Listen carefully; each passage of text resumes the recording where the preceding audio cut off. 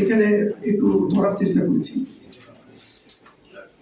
উম্মে মাহবুবের স্বীকারোক্তি, যারা এসেছিল তাদের নেতার কি যে সুন্দর মুখ, ধরে রেখেছিল ঠোঁটে মৃদু হাসি, প্রশান্তি আর সুখ।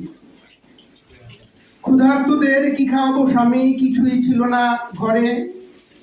উঠোনে দাঁড়িয়ে আমি একা আর বৃদ্ধা ছাগিটা চড়ে। রুগ্ন বকরি ফেলে রেখে তুমি গিয়েছিলে মেষ চড়াতে, ওকেই দুইয়ে যথেষ্ট হলো সকলের পেট ভরাতে। তোমাকেও তারা দিয়ে গেছে দেখো ভরা এক বাটি দুগ্ধ, এ ছাগি এভাবে এত দুধ দিবে, আমিও তা দেখে মুগ্ধ। কি বলবো স্বামী, তার ব্যবহার খুবই নম্র ও শান্ত। জীবনেও আমি দেখিনি পুরুষ এমন সৌম্য কান্ত। ভুরু দুটো তার চোখের উপরে একে অপরকে লাগানো, শতকুঞ্জিত কালো কেশু দাম মরুতে লুহাওয়া জাগানো।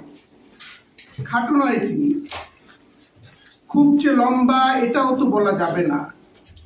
উঁচু গ্রীবা তার, আরবে এমন খুব বেশি তুমি পাবে না।